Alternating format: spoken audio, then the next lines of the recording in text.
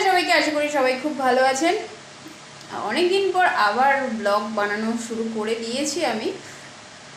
আজকের বাসন মাজবো, রান্না করব। তো ভিডিও লাস্ট অবধি কিন্তু অবশ্যই দেখবেন, আর আমার চ্যানেলটি কিন্তু সাবস্ক্রাইব করতে ভুলবেন না। ওকে, তো চলুন কথা না বাড়িয়ে ভিডিও শুরু করে দিই, বাসন মাজা শুরু করে দিই। আজকে 16 বছর ধরে আমি বাসন মেজেই যাচ্ছি। ওকে, তো চলুন বাসন মাজা যাক। চলুন বাসন মেজে নিই। এই জিনিসটা আমার খুবই অপছন্দের, কিন্তু কিছু করার নেই। যেহেতু আমার কাজের লোক নেই, তো সেহেতু আমি রোজ আমাকে 3বার 4বার করে এভাবেই বাসন মাজতে হয়। তো আমি বেশি স্টক করি না বাসন রেখে রেখে, যখনকারটা আমি তখন ধুয়ে নিই, সেই জন্য বেশি জমে না আমার বাসন।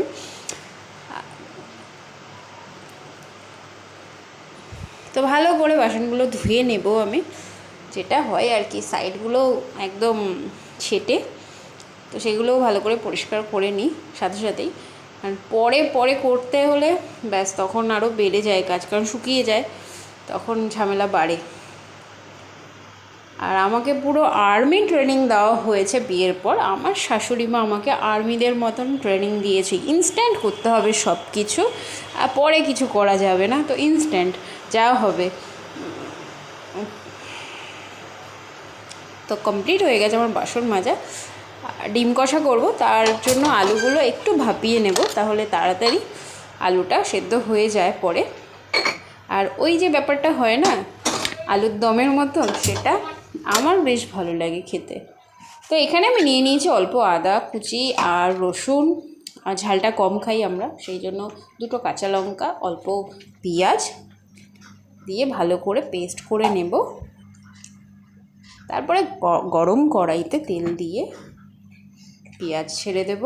তার আগে হলুদ নুন দিয়ে দেব, না সরি ভুল হয়েছে আমার, আমি এখানে কাট করছি না, আমি ডিমটা আগে ফ্রাই করে নেব। যেহেতু আমি ডিমটা ফ্রাই করি না, বাট আজকে আমি ডিমটাকে ফ্রাই করেছি। তার কারণ হচ্ছে শ্বশুরমশাই বলেছেন ডিম ফ্রাই করতে হবে কষানোর আগে, সেই জন্য ডিমটা আমি ফ্রাই করেছি লাল লাল করে। ভালোই লাগে আসলে দেখতে ডিমটা যখন লাল লাল করে ভাজা হয়, কিন্তু ডিমের যে প্রোটিনটা থাকে সেটা উধাও হয়ে যায়। তো সেই জন্য আমি সবসময়ের জন্য, ঘরের জন্য আমি যখন করি, বাচ্চাদের জন্য করি, তো আমি ডিমটা ফ্রাই করি না।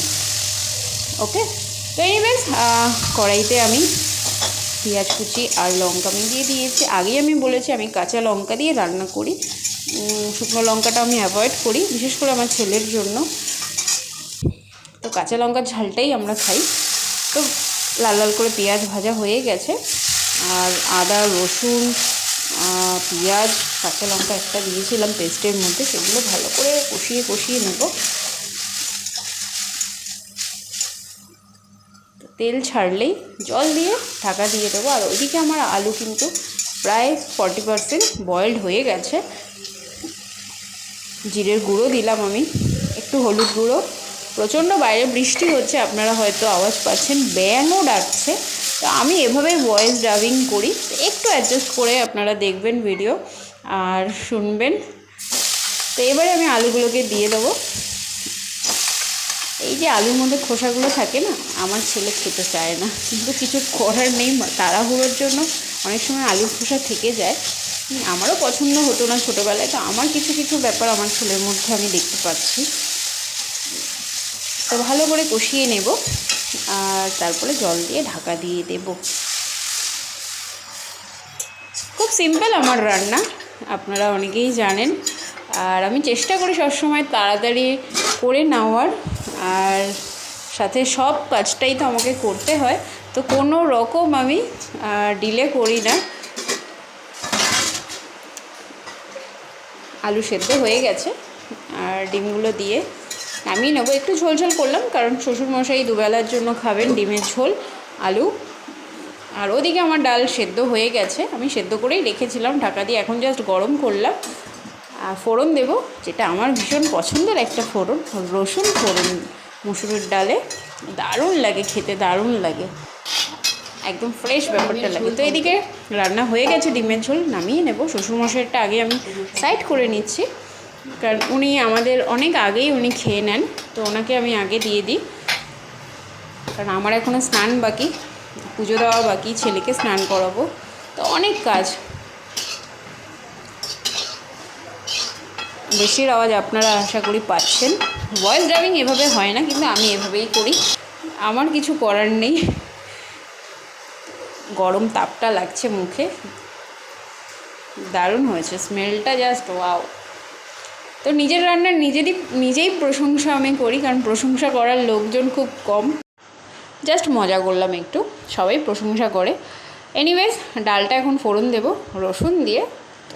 ফোড়নটা ভেবেছিলাম দেখাবো না, বাট চলুন দেখিয়ে দিই। তো আমি এভাবেই অল্প জিনিসও ফোড়ন দিয়ে থাকি। আর রসুনটা আমার ভীষণ ফেভারিট, রসুন তো আমি গোটা গোটা খাই ডেলি, মানে রান্না করা। কাঁচাটা আমি ঠিক খেতে পারি না, সেই জন্য রান্না করে খাই।